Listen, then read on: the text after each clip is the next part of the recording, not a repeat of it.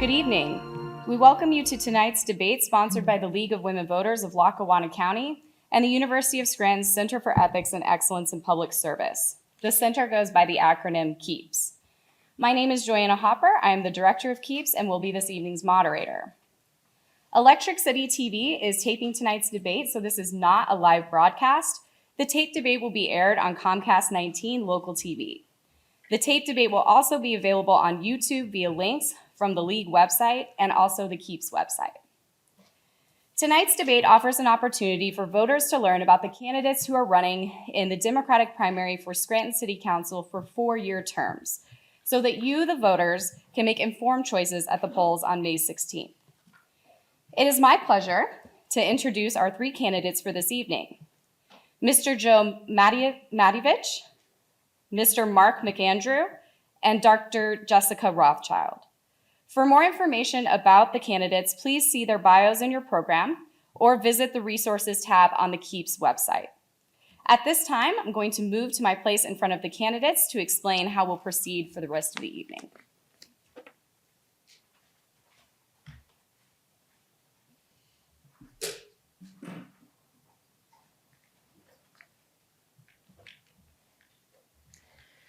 All right, so this is how we'll proceed. The candidates will have 90 seconds to answer each question unless I specify otherwise.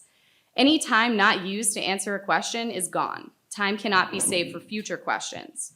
Our timers will hold up a 30-second sign for the candidates to see when there are 30 seconds left in their time to answer a question. When the 90 seconds are up, our timers will hold up a sign that says stop. The candidate who's answering may complete their sentence after the stop sign is held up, but if they go on for too long, I will need to interrupt. Each candidate has 3 one-minute rebuttal opportunities that I will keep track of. If a candidate wants to respond to an answer given by their opponent, they just need to ask me for a rebuttal. Any time not used during a rebuttal is also gone. After all questions have been asked and answered, each candidate will have 2 minutes to deliver a closing statement.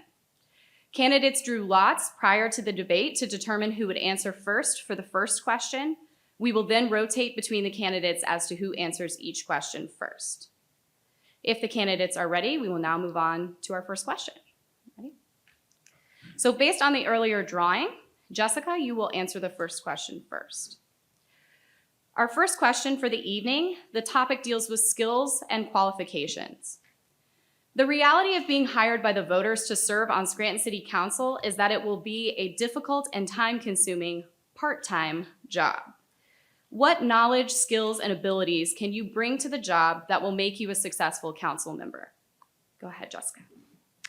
Well, some of the things are still the same from 4 years ago when I ran then. I'm a hard worker. I'm very passionate about what I do, and I really just want to help people. That's why I'm in the profession that I am in physical therapy, and that's why I am also serving on council to be a public servant for the people of Scranton. But now I feel that I have even more experience having been on city council for the past 3.5 years, and I believe that will serve me well in the future. I know, what work we need to still do within the city, but I've also been able to see firsthand a lot of the progress that we've made because of our council. Joe? Thank you for having us here this evening. As a lifelong resident of Scranton, an honors graduate of West Scranton High School, graduate of the University of Scranton, working for one of the largest vaccine manufacturers in the world, and speaking with residents of Scranton, I know the issues that our residents face. At my place of employment, I need to manage projects, large projects, small projects. Within those projects, you need to manage people, resources, and budget. You need to deliver things on time and within budget. I feel that my work experience working for the vaccine manufacturer for well over 35 years, living in Scranton for 57 years, knowing the problems that people face, a person who won't say no if someone comes to me and asks me for help, is a great skill set that I have that I want to bring forward to be a member of this city council, the legislative body. So my life skills, my work skills, and my people skills are big, strong points in mind that will be a benefit on this board. Thank you, Joe. Mark, same question. Thank you again. Thank you very much for having us this evening. What do I bring to the table? So early on in my career, I'm a graduate of the Culinary Institute of America. I have a teaching degree. Early on in my career, before I became a teacher, I worked for a large contract food service company. And as a director, so part of my responsibilities was preparing budgets. So with that background, I'm familiar with the budgetary process. 10 years in public service, first on a school board, I'm familiar with parliamentary procedure, Robert's rules. I know how to run a meeting. I understand how a meeting is run. Secondly, and I think most importantly, is I'm a good listener. I lived here my whole life. I understand the needs and interests of the residents, being one, so I also bring that to the table. I'm an independent thinker. I formulate my own opinions based on my own thought process. I'm not a rubber stamper. I think I've demonstrated that. I've been the voice of the people for the past almost 4 years on council. And with the opportunity to get reelected, I'll continue to do so. Thank you. Thank you. The next question, the topic deals with challenges facing the city. Joe, you'll answer this question first. What do you consider to be the greatest challenge facing the city of Scranton, and how do you plan to address that challenge in your work as a city council member? One of the biggest challenges facing the city of Scranton is our tax base. We cannot continue to tax our citizens and have our citizens then leave Scranton, because when a citizen leaves Scranton, that's less tax money that we have coming in. In order to lessen that burden on the city, I would like to take a look at the entire city government, take a look at budgets as they come down, and ensure that we're living within our means and that we use the ARP money that we have been given to offset any loss income that we had in the city, and thereby we don't have to raise the taxes of our citizens, and we can keep them there. And if we could keep the citizens in Scranton, then we can attract, more employers to the city, which will in turn bring more jobs to the city. The jobs pay taxes, but the more jobs that we get here, if we can lower that wage tax gradually to keep the jobs here, which will keep the people in their homes. We have good parks, we have good schools, but I think our tax base and the taxing situation that the city is in is a detriment to the city. Mark, same question. What I believe the biggest issue facing the city right now is crime/blight. You can't open the paper every week without a shooting or a stabbing very lately in Scranton. We have a fantastic, top-notch police department, but I think we need to develop a task force in tandem with the state police.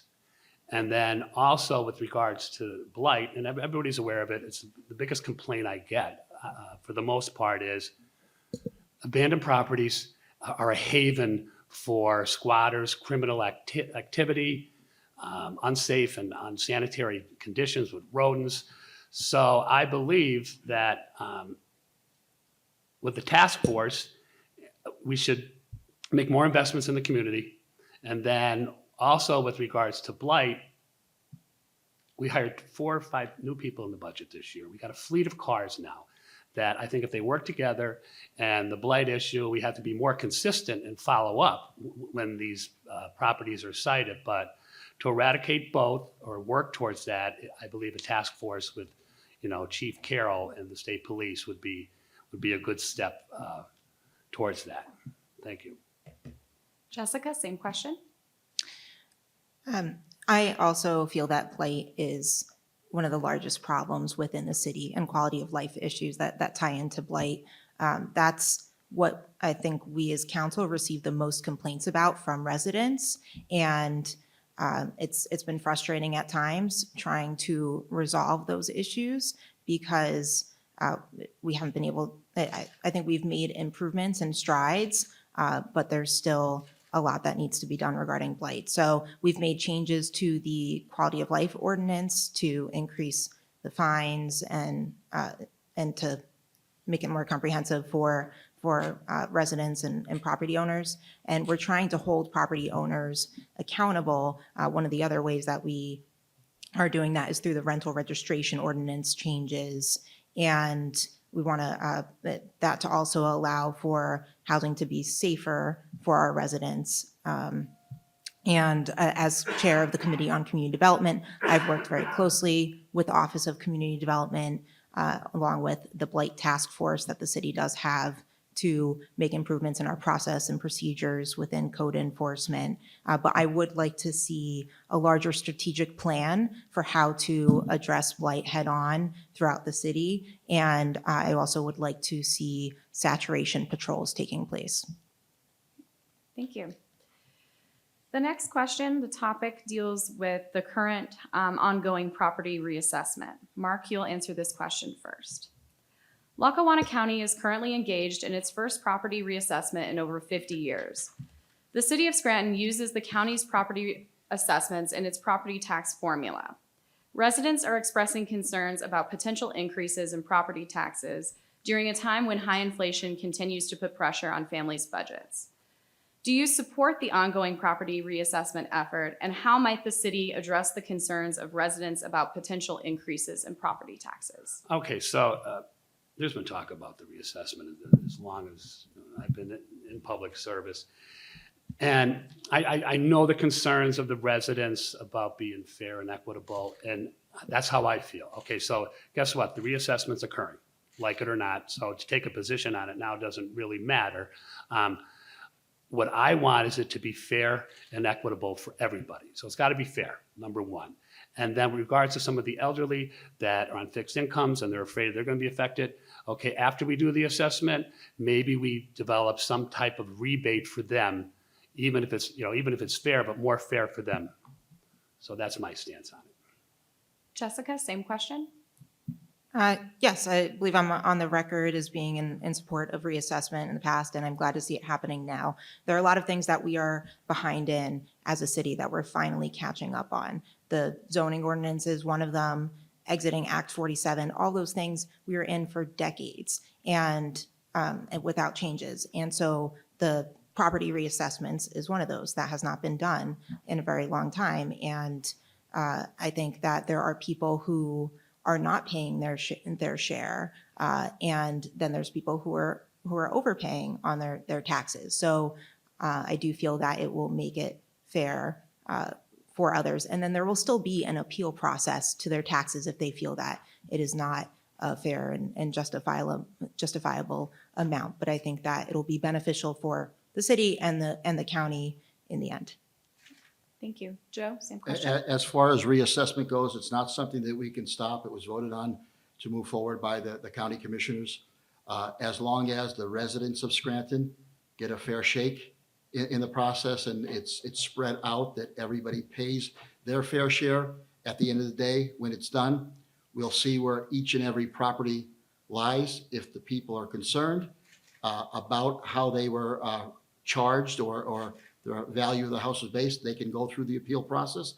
And then we need to then look to our state legislators to determine how do we possibly increase the property tax rental rebate for our senior citizens so that they do not lose their homes because they're deciding on paying their taxes, putting coal in their furnace, or putting food on their table, or pills in their medicine cabinet. So we have to ensure that they're all treated fair. And then we need to then look to our state legislators again for the property tax item that was out there, that we're paying school tax, and the Commonwealth should be supporting us more for the school tax, which in turn, in a reassessment, the taxes that the people may pay could be lowered if the state does their fair share and our state legislators, step up to the plate and help the people in their homes. We don't want anybody to lose their homes. We can't do anything about it, but at the end of the day, it have to be a fair and equitable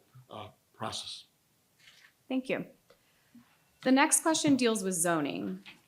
The Scranton City Council recently amended a proposed zoning ordinance and map, which would restrict the height of a parking garage that Geisinger Community Medical Center planned as part of a hospital expansion in the Hill section.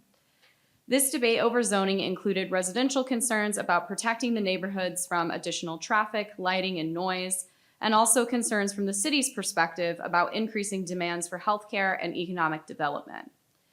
In assessing zoning, how do you plan to balance the needs of residents with the city's goals for continued economic development? Jessica, you'll answer this question first. Yes, so with the recent zoning ordinance, this was something that had been going on for a year and a half, and it was very important to me to consider all sides of it and to take into account what we were hearing from the residents and the community members about it, while also speaking with and hearing from Geisinger, which we did in the caucus that we held a couple of weeks ago. And I did not, in the end, feel that it was justifiable to have the one block remain a civic zone. So that was why I ultimately voted for the amendment. And I am really, I'm hopeful that they will still go forward with expanding Geisinger and their ED and their services. I do think that's vital and important, and I understand that as a healthcare provider. But we do need that balance between between the neighborhoods and companies or businesses. And I feel that we made the best decision moving forward, and we will continue to do that to hear out the residents and take them into account. But I do also want to see businesses be successful. So it is a careful balance. Okay, thank you.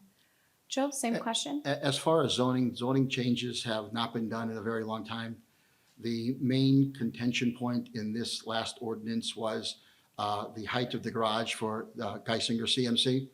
I stood in support of the neighbors of our city and of the Hill section as the vice president of the Tripp Park Civic Association and executive board member of the Bull's Head Neighborhood Association. We can't sacrifice the needs, the livelihoods of the many for the advancement of one. Geisinger was not going anywhere. Our tradesmen were going to have jobs. They were going to put a garage up that would have been 55 feet less than what it was. There was other options they had out there. We didn't see any plans. So it seems like this was being voted on blind, in which Geisinger did not show anything. They did not say anything when they came to the meeting. So I was happy that the amendments went forward for the lowering of that one zone. I was also happy to see the amendments for the other side of the city, the West Mountain side, for those solar farms where you don't have infringement on people's houses with those solar farms. We need to have a quality of life. The people need to actually be able to live in a residential zone, but we need to still have progress. And this was a win-win, I think, for all. And we shall see now with the Geisinger, takeover, if they go through with their plans or they have anything, to share with us. But I was happy to see that it was passed. Mark, same question. Okay, sir, for my whole life, I've been a neighborhood guy and a man of compromise. So right from the start, I sided with the residents of the Hill. I went up, I spoke to them. I'm familiar with that area, growing up here, living here my whole life, Naog. And what the problem I had was this was 2 years in the making. We should have decided on this last year, but it got pushed and it kept getting pushed. But the problem I had is that it seemed like this whole zoning was catering to Geisinger, the new plan. The zoning plan is good. There's good pieces in it. There's great pieces in it. But there had to be, like I said, I'm a man of compromise. Geisinger, I don't believe, is going anywhere. I've here my whole life. I've seen 3 hospitals find a way to capture the audience they need to do or provide the services that they needed to do or specialize in. So a distance between me and the wall for the amended compromise, I didn't think that was a horrible ask. I thought it was an easy ask or a fair ask from the residents. Because they never told us. They said, well, we need parking spots. Well, how many beds? Well, we don't know. So the formula, my understanding, they were trying to say is, the parking spots is based on a formula of beds. So we never got a straight answer about how many beds. So, like I said, I supported it right from the beginning. I'm happy with my vote. I own that vote, and I can live with that vote. Thank you. Thank you. The next question deals with the economy. And Joe, you'll answer this question first. Scranton has 5 college campuses located either totally or partially within its borders. According to the Institute, a data analysis, research, and consulting organization, around 27% of college students in northeastern Pennsylvania plan to stay in northeastern Pennsylvania and seek work after completing their studies. What can you do as a member of City Council to encourage more graduates from our local colleges to remain in the area? Well, that goes back to the first question in regard to the taxes here in the city and what the people need to pay to work here, the 3.4%. I think first as a councilman, I need to work with council and the administration to see what we can do to lower that. By lowering that, we can then attract better paying jobs from different corporations based on the academic certificates and the degrees that our students get in those 5 colleges and the campuses around the city. And then working with the universities, working with their placement directors as the students wind up in their junior and senior year at college, sell the city to them with the progress that we've made as a council to actually bring down the burden that they will have to pay, to live here. So I think it's a twofold. It's working closely with the institutions to explain what, as a city, we are doing in order to have them stay here. The fortunate part is, I'm a graduate of the University of Scranton, 1988, 35 years ago. I was born in Scranton. I'm living in Scranton. I could have went anywhere in the world, and I decided to stay here because the city of Scranton is a great place to live.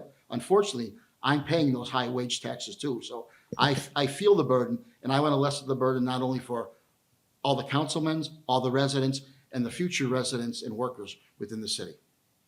Thank you. Mark, same question. Okay, so economic growth would be part of that. We want to retain as many of the college graduates as we can, but reassessment would help with that.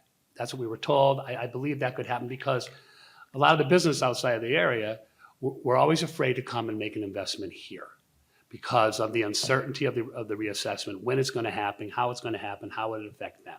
So that's a key piece to develop for economic development and jobs. Because, if we want our graduates to stay here, we need to provide them with jobs with a sustainable income.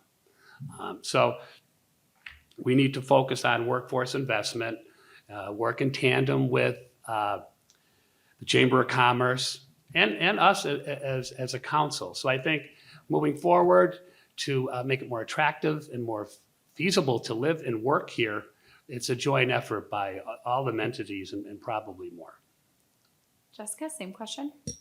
Yeah, I agree with much of what's been said already. I'm the person here who is not originally from Scranton and came here to go to the University of Scranton and stayed here. I developed a great love and passion for the city. And obviously I'm serving in local government. And I really, with my initial campaign, that was a big focus point, was to keep students here, to retain those college students. And so I have had many conversations, gone to the different colleges to visit and to speak with people there to determine just how we do that. I would like to see a larger survey in conjunction with the colleges and universities that really gets to the meat of what would keep those students here, what they're looking for. Because I've been out of school for some time now, and it's hard for me to say what might be their interest now at this point. But the number one thing is going to be the pay for jobs. Are they leaving here to go for jobs that they're able to make more money in that they couldn't do here in Scranton? So we want to make sure they understand what opportunities are available here and the potential for living here, and to also increase the wages. Thank you. The next question deals with managing city finances, and Mark, you'll answer this question first. After 3 decades, Scranton has exited Act 47 status, indicating the city is no longer considered to be in financial distress by the state. Since then, the city has regained control over some of its finances at the local level. As a city council member, how would you help the city protect its financial health moving forward? Okay, so, exiting Act 47 and its distressed status was a long time coming. It took 30 years, all right, almost, or a little more than 30 years. So in order to maintain or stay out of Act 47, we need to focus on need to have versus nice to have. Last year's budget, there was a tax increase proposed at 3%. It got lowered to 2%. I voted for, I wasn't happy voting for any tax increase.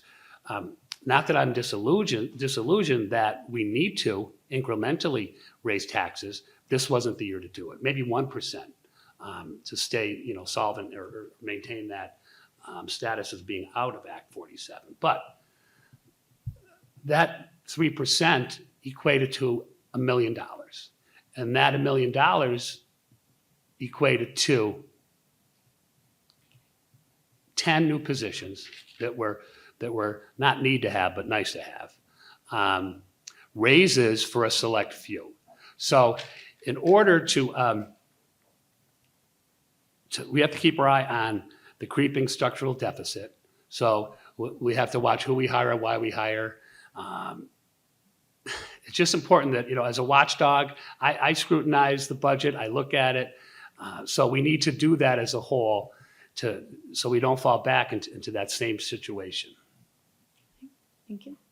Jessica, same question.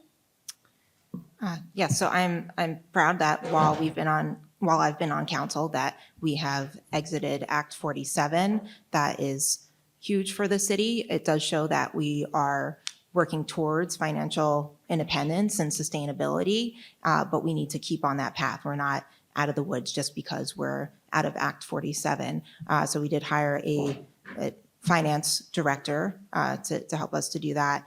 And we also were able to improve our bond rating. I feel like we are in a much better place financially than we were just a few years ago. And we've been very careful about the budgets each year. City Council has made substantial amendments to the budget to help reduce costs. And I also, we have received recommendations to incrementally increase taxes, and we did end up doing that this year. It was the first time that we had done that in the 3 years that I had been on council. And I think it's a misrepresentation to say that that equated to the amount of raises, because some of those raises were contractually obligated by the CBA. So we needed to include those, and we did cut down on the amount of new positions as well. Thank you. Joe, same question. Exiting Act 47 was a great day for the city of Scranton. Now, in order to keep it, we need to live within our means. We need to work harder. We need to work smarter, not harder. We need to have people do the jobs that they were actually hired to do. We need to ensure that when we have emergencies in the city in which the state and the federal government is going to give us matching grant funds to fix problems, that we follow through, with those initiatives, so that at the end of the day, other government entities are using our tax money that we pay to the federal government and the state government to help us fix some of the structural problems that we have in the city, whether they be flood damage, road subsidence, et cetera.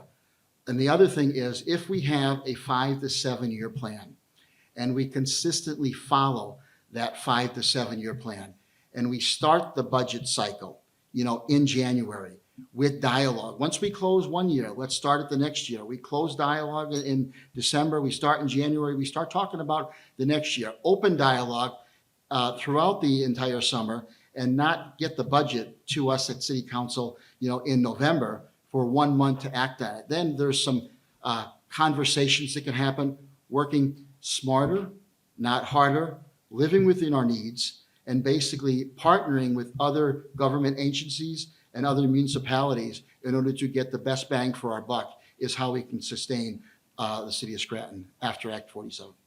Thank you. Can I rebut one statement, Yeah, please? go ahead. When you said a pretty much wasn't fair that I was referring to the $1 million equating to raises.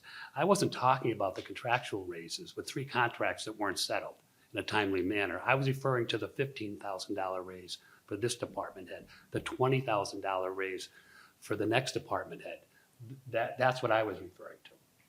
And we've reduced those raises through amendments. Well, for the past three. So Jessica, that will count as one of your rebuttals, and then this will be your second. That's fine. rebuttal. So in the past 3 years, they got above average raises, the department heads I'm referring to. If you add them up over the past 3 years, they had very fair raises, actually excessive to maybe 10 to 15% over a 3-year period. And this year, on top of that, there was going to be tens of thousands. So I was referring to that with the regards to the tax increase satisfying that number. I'll take one more rebuttal. I believe that those raises were important. They were more market-based raises because many of those positions were woefully below what cities of similar sizes within Pennsylvania pay their employees. We've had employees leave to go to other cities for better wages. And so it's important for me to have the most qualified people working for the city of Scranton. And we can't do that with abysmal low wages. And we just talked about how in order to keep college students here in Scranton, we need to have better wages for them. So how could we not do that as a city? May I make one comment on that? So this will be your first Okay. rebuttal? The raises, the percentage that they were given to those positions and those newly created positions, you don't see those raises in private industry. You know what I mean? They're getting maybe 1%, 2%. These were well above that. The other thing that they were doing in the budget process with the new positions, I believe there was 2 new PEMA positions they were looking to work with the other agencies, in which there's people in the city of Scranton that are designated to do that. So they were hiring people for just set jobs, which was already in the job description of other people in the city that they were getting paid for.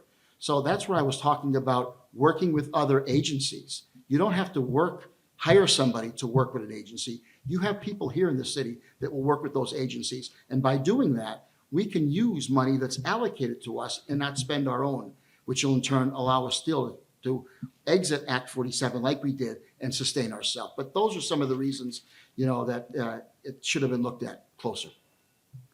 I'll take my third. Your last one? Okay, go ahead. All right, because this topic is still an issue with me. So I listened to the strategy and the rationale that we got to pay more to get more. And like I said, over the course of 3 years, they were above national average raises. But, and we're sold the fact that's how we keep people. But guess what? They're still leaving.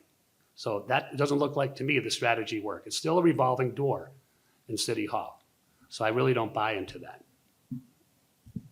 All right, thank you. The next question will deal with ethics, and Jessica, you'll answer this question first.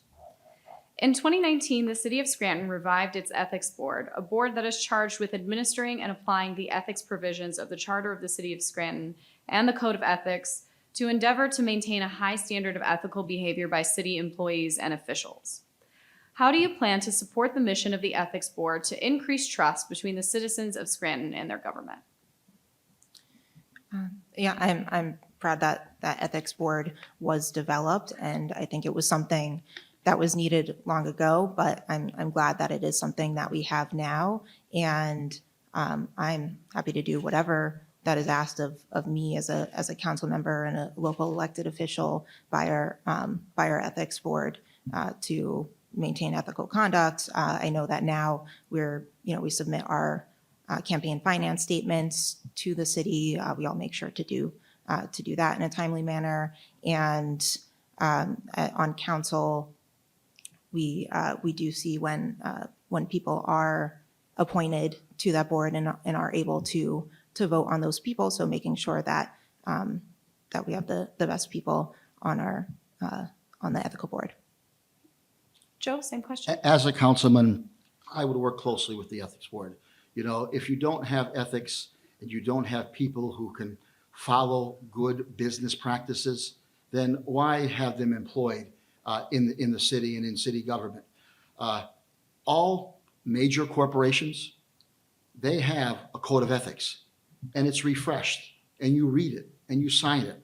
So it's not only personal ethics, it's your social ethics. It's basically how we treat the community, how we treat the environment, how we actually are good citizens of our country and protecting, nature. So I will do everything in my power to work with this ethics board. If they come to me, and if there's anything that I can help them with, I'll be glad to support them, because I know if you don't have people who care about their job, who are upstanding and who follow the rules, then, what do you have? You have nothing. Mark, same question.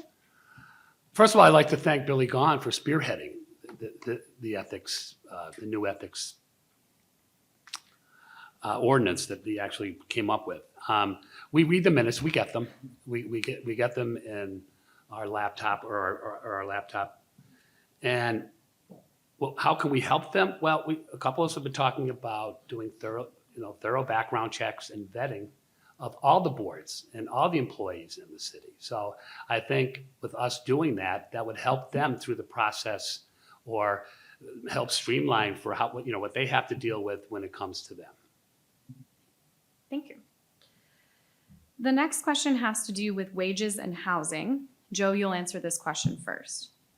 The Institute and the University of Scranton's recent 2022 living wage study described how too many families in the Scranton area fail to reach a living wage threshold by which they can live a modest but dignified life. As Scranton works to attract development, how will you ensure that these activities take place equitably by lifting wages and providing affordable housing options for low-income Scranton residents? Well, it's a great question. They're all around the same the topic here. The taxes, the wage taxes, the property taxes that our people pay are outrageous. We have people that I know that are working 2 jobs with 3 kids to try to sustain a decent living. I can show you in my neighborhood where there's 3 houses that just went up for sale. Thank God they sold in the last 2 weeks. But people are moving out of town, out of city, because of the taxes and the wages that the taxes they're paying on their wages. So if we can come up with a process by which we can reduce that, we can attract higher paying jobs, which will in turn supplement the reduction in the wage tax. People will stay here. And we have good schools, we have good parks, we have good public service. We just need to give them the ability to make an honest day's wage for the 8, 9, 10 hours, they put in, and they want to keep their families here. Mark, same question. Okay, so as mentioned before, the reassessment should help with that, make it more attractive for manufacturers to come here and set up camp. And because, in the 90s, it was all call centers that made, just a little bit above minimum wage. But they were the only jobs here, because either companies came here with a 10-year tax-free lease and then move on, but there was never any big manufacturing jobs or warehousing jobs and logistic jobs. So making it more attractive for these companies to come here with the help of the reassessment, as we're kind of promised that. And we have 3 hospitals, 6 colleges, all of them, the building we're sitting in here, people that work here, they're life-sustaining jobs. So I think that, and the housing is another issue, I get that. Housing in Scranton, my neighbors are selling houses for triple or double what they would have 3 years ago. So that's something we need to work on, affordable housing, in addition to what I just mentioned. Thank you. Jessica, same question. Since the pandemic, I believe the city of Scranton has seen an influx of people.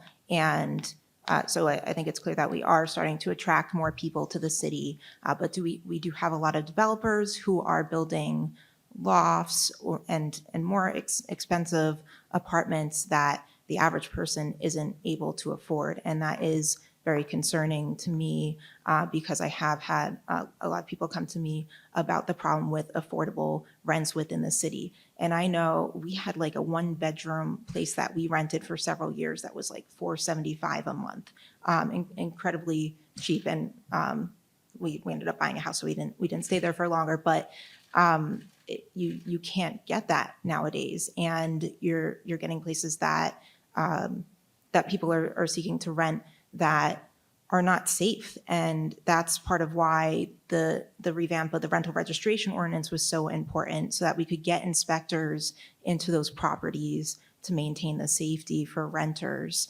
because many of them you have such limited options. So we do have a lot of programs and grants through the Office of Community Development that I feel are beneficial to people and those for who are looking to buy homes. There's first-time home buyer programs. So I believe that we are helping to provide those resources. I want to make sure that we have the marketing to make those resources more known for the residents and to let them know that we are there as a city to help them through the issues with housing and wages. Thank you. The next question deals with legislative priorities, and Mark, you'll answer this question first. As representatives of the city council members often make requests of the state legislature on the city's behalf. Please describe a piece of legislation or policy that you would ask of the state legislature that would benefit the city of Scranton. Well, being a former school board member, fair funding, it's an issue because when the school fails, the city fails, when the district fails. So they've done a great job so far. I know a lawsuit was just one, but it'll be appealed. But I believe we need solid legislation for fair and equitable funding for the disparity of students that are dealing with it right now. Jessica, same question. Well, we've already had some discussion about it here tonight, and so I think the one thing that is important that would come to mind for me is for more tax relief programs for the elderly and for the poor to be able to, so that they could stay in their homes. Joe, same question. Again, on property tax rebates for people, our senior citizens, our veterans, so that they can actually, they paid for that house for the last 50 years. Why should they have to leave in the last 5 years, of their life? So there was initiatives in Harrisburg. Now that we have a former member of City Council in Harrisburg, we have a former representative who's now our state senator in Harrisburg. I think if we work with those individuals to see what type of property tax rebates that we can give to our seniors, our veterans, and even those that no longer have students in our schools. We know that we all pay for that. My parents paid for it. I'm paying for it. My daughter's 30 years old. She's been out of school since 2012, so we're still paying that. So we need to have the state actually help us with that, because I believe in the state constitution, public education is a mandate of the state. So why should the people of the city wind up supporting that, and most of our taxes go to the school district? Thank you. The next question deals with street conditions. Jessica, you will answer this question first. Letters to the editor in Scranton regularly center around the conditions of local roads and infrastructure. For example, potholes, missing or unreadable street signs, deteriorating sidewalks, etc. How do you plan to address these concerns to keep residents of Scranton safe on our city streets? Yes, so I understand the streets have always been an issue, and there is money that goes towards paving within the city. There are paving lists that come out several times a year, and we also devoted some money from ARPA to paving for the city. And so if there is a road in a bad condition, I think it's best if residents bring that to us, and then we can work to get them on the paving list and to get it remedied. It is very difficult to make it around to all the streets throughout the city, but I know that there are still some in pretty bad condition that really need to be taken care of. And sidewalk repair is something that I really want to focus on over the next 4 years when reelected, because our sidewalks are in terrible disrepair, and I think we need a program that will help residents to be able to pay for it. I'm thinking something along the lines of what NeighborWorks does for their exterior home renovation program, where they provide match grants to motivate people to start working on them. And I think that's maybe a way, because they're incredibly expensive. So to really make a large impact and a dent on the sidewalks within the city, we need a larger scale program to do that. And so I'm very interested in working on that. Joe, same question? Potholes, street signs, stop signs, one-way signs, that's one of the biggest complaints that you hear people. I just had my car aligned and hit a pothole and front end's out of whack and need a new tire, and who's going to pay for it? Me, on top of everything else that you need to pay. That's the comments that you hear. So what this city needs is to utilize all of the federal money that we were allocated through the infrastructure bill and through the ARP funding. We need to ensure that when there's a disaster, that we use that project money for those reasons, so that we're not using money from the city coffers to fix the problem that someone else has already given us funds to pay for. We need to look for any type of matching grants out there. We need to have a master infrastructure plan. We need to go in each section of the city, one section at a time. And it might take 5 to 7 years, and focus on that area, and then go to the next area, and then go to the next area, similar to what they were doing, with the street signs. But you have to do that with everything. You have to do that with streets, your neighborhoods, your stop signs, your one-way signs, your street signs, your potholes. If you work in one section, by the time that you can take those 26.2 square miles of the city, it'll be 7 years before you get back. But just like I said, we need to have a master plan for sustainability. We need a master plan for infrastructure that we need to follow. Mark, same question? Okay, so there are two entities that are responsible for paving in the city. DPW is one of them. They generate a list. And OECD is another that has a list yearly. There is ARPA money this year, infrastructure money this year, that's going to be designated for some paving, which is great. Another issue that happens all the time is the utility companies. And I witness it, everybody witnesses, everybody comes to me all the time. Jesus, we just paved that street, now they're digging it up. So, and both utility companies always tell us, well, we do communicate to each other. I don't think they don't communicate as much as they should be. So we need to hold them to the fire with regards to communicating to each other and us when they're going to do these major projects, whether it's gas or water. And we need to hold them to the fire too, because they'll make pave cuts and say where it's written that they have to pave curb to curb, where it doesn't always happen, and we have to really follow up on it and stay on top of them. So that and then prioritizing streets by, the need for paving. Because I always hear after the list is out that, we missed this street that was in a lot worse repair or haven't been paved in 25 years versus the street that's getting paved again in 10. So it's going to require some work. There's a couple levels here, but I believe if we all work together, especially with the utility companies and the two entities that create the list, and we prioritize it, it's going to look like we really stay on top of it. Thank you. Thank you. Okay, the next question is about licensing and permitting. And Joe, you'll answer this question first. In 2022, the City of Scranton launched an online permitting and licensing portal to help improve processes for residents, contractors, and business owners. Without expeditious, fair, and responsible permitting and licensing processes, the city would be unable to address blight and effectively promote economic development. How should the city continue to improve its permitting and licensing processes in order to promote economic development and to keep the residents of Scranton safe? Well, the online is one big step. What I think the city needs to do, they need to have more government outreach. They need to set up satellite city offices in different sections of the city so that the people can come and get their licenses, get their permits, instead of having to go downtown and look for a parking spot to go in and do it, because that may be a detriment for people to do that. If you utilize Weston Field 1 day a week, Tripp Park Community Center 1 day a week, Kaiser Valley Community Center 1 day a week, Weston Park, if you have government outreach centers there in which the people can come to those centers, there's parking, there's people there, there's internet. It might be a more efficient process in which more people, would actually go through and do it. Mark, same question. Okay, so the new process is a step in the right direction to be able to do this online.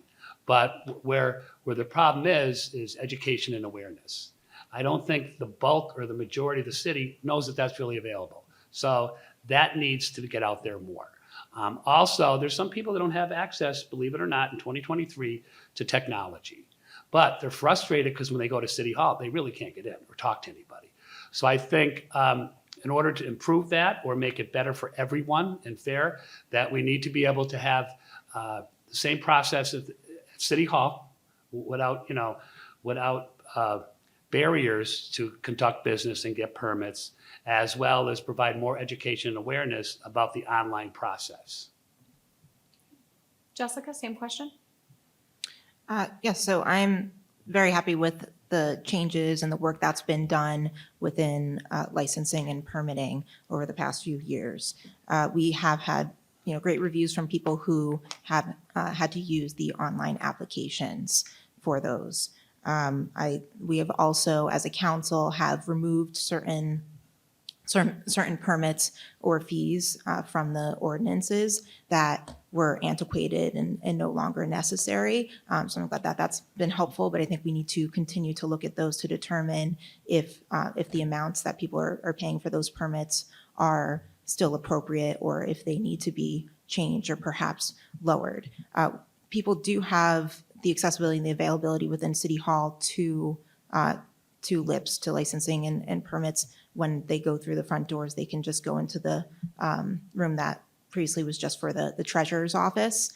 So they don't need key access or anything to enter that, so that it does make it easier, because before the department was up several floors, and so it was not as accessible to the public. So that's another change that I believe has been helpful. Thank you. The next question deals with the environment. Mark, you'll answer this question first. The Pennsylvania Department of Environmental Protection recently issued a notice of violation to the Keystone Sanitary Landfill that stated that the landfill violated the Solid Waste Management Act of 1980, the Air Pollution Control Act of 1960, and its permit conditions. This was due to odor complaints between September 1st, 2022, and I believe January 2023. Some of those complaints came from residents of Scranton. In June 2021, the landfill was granted a permit modification that allows it to expand. Although the landfill itself is located in Dunmore and Tripp, how might the city of Scranton address residents' concerns about the landfill and its currently permitted expansion? Okay, so you can't drive up the KC Highway without smelling it. And I know even that smell now is down into Greenridge. What could we do as a council? Well, we did something. We sent a letter in protest of the expansion. So other than that, I mean, we need to hold maybe, our legislators at a higher standard to help us with that. But we did develop on council recently an environmental advisory committee. I don't know if we could use them as part of that. They really have no power per se, just recommendations. So it's a good question. It's something we need to look into to help support our neighbors. So with that said, I will look into it and see what I can do. Jessica, same question. Yes, I'm really happy and excited that we did recently vote to pass legislation for an environmental advisory council.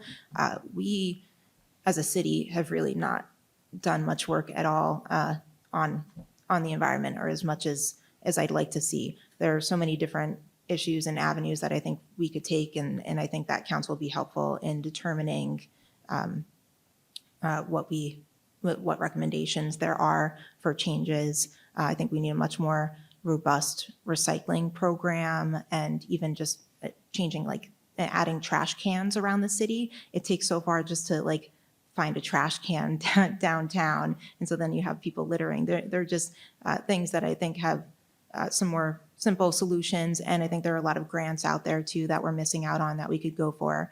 And I'm also happy that we had added the fleet of electric vehicles to the city. I think that's one big step that we've taken so far to becoming more environmentally friendly as a city. With regards to the landfill, we did send a letter to the DEP, and we'll continue to send letters and to discuss with state legislators what else we can do as a council to make sure that it is as safe as possible for residents of not just Scranton, but of Dunmore and surrounding areas as well. Thank you. Same question, Joe? For the environmental impact and the environmental sustainability in the city. You know, ethics, we talked about that. You have business ethics, you have personal ethics, you have environmental ethics. So I believe as a council, we should work with the environmental council that was just voted on and look to see what other communities do and how we can partner with the other communities in order to have our city be the best city in Pennsylvania, the most environmental friendly city. The electric cars, taking care of grants, the infrastructure bill, carbon emissions, all of those items need to be looked at. On the landfill, that's not something that the city had a say in voting yay or nay. That's between the DEP and Keystone Landfill. What council can do, council did, listening to the neighbors in regard to the zoning. When the neighbors speak, council needs to listen, council needs to take that to heart, and then council needs to be the voice of the neighbors to the other government agencies and government entities, out there. The more people that stand together, many voices are better than one. So working together, with the private businesses, because the Keystone landfill is not going away. We depend on that, for our trash, and so we just got to work with them. But I believe if there's issues and the people bring the issues forward, council and the administration need to take those issues as a number one priority and work to get them addressed so that the people's needs are met. Thank you. Okay, at this time, I am going to now invite the candidates to give their closing statements. Based on the drawing that was done prior to the debate, Jessica will go first. So you can begin whenever you're ready. Thank you. Thank you again to the League of Women Voters and the University of Scranton for hosting tonight's debate. 4 years ago, I ran for city council because I felt we needed a different perspective and a vision in local government. And I wanted to be able to give that. And I also have a great love for the city of Scranton that I wanted to share with others and get others to feel the same, including retention of college students, which we talked about earlier. While the University of Scranton really helped to shape me into the person that I am today, the city of Scranton is why I stayed. And I wanted to build a family and settle down here, which I've done. We're homeowners, live with my wife and our daughter and 2 dogs.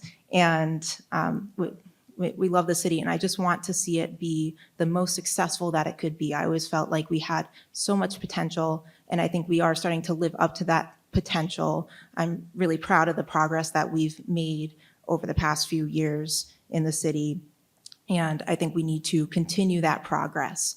I want to make sure this is a thriving Scranton for all. And I will continue to work as hard as I can to make that possible. But in order to do that, I need the voters to reelect me on May 16th. So I humbly ask for your vote. Thank you. Thank you.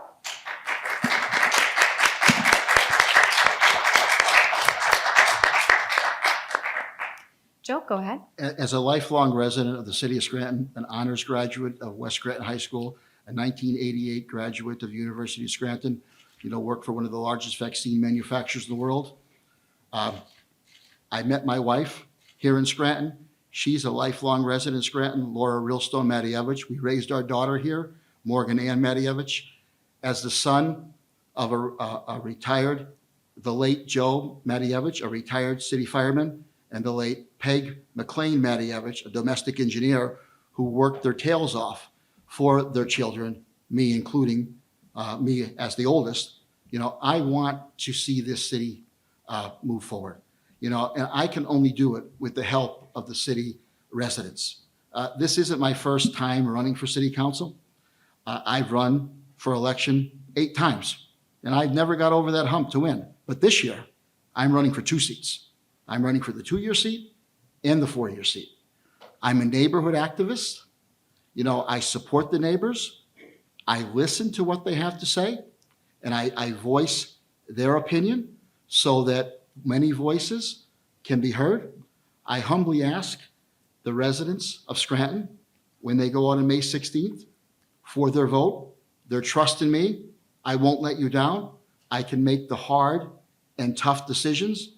And when I vote, you'll have my word that I won't change it, and I'll stand behind it. So I humbly ask you for your support for the 2-year and the 4-year term on May 16th. On the front of the ballot, you turn it over on the back. This is one of the elections when you tell everybody you can vote early and you can vote often.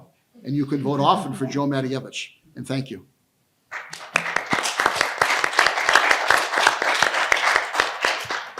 Go ahead, Mark. Okay, so what's motivated me for my whole adult life is 5 words: the needs and interest of. So early on, when I married my beautiful wife, had 3 beautiful daughters, their needs and interests motivated me to work hard and provide for them. Then when I became a teacher after a career in contract corporate food service, I became a teacher. So what motivates me still every day as I stand in front of them? The needs and interests of my students. And after a while teaching, I thought, how can I contribute at a higher level in education? So I ran for school board. I was there, I won 2 terms, there 6 years, and then my daughters were no longer school age.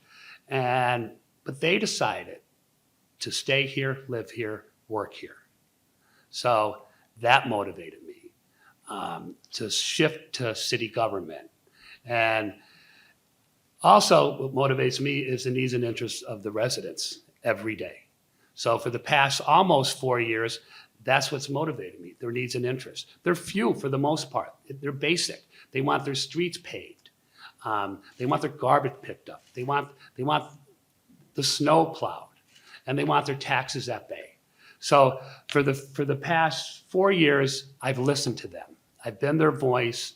And with that said, and I always tell them when they reach out to me, is I don't report to anybody inside of City Hall, but I do report to all of you. So in order to continue to be that voice for the residents of the city I love, I humbly ask for your vote May 16th. Thank you.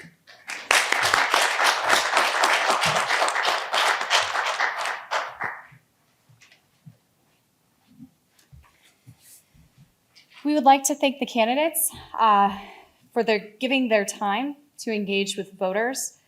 A few reminders. Remember, the last day to apply for a mail-in ballot is May 9th. The deadline to return your voted absentee or mail-in ballot is 8 p.m. on May 16th. Voting in person at your assigned polling place occurs on May 16th between 7 a.m. and 8 p.m. Thank you for watching this program, co-sponsored by the League of Women Voters of Lackawanna County and the University of Scranton Center for Ethics and Excellence in Public Service. Have a great evening.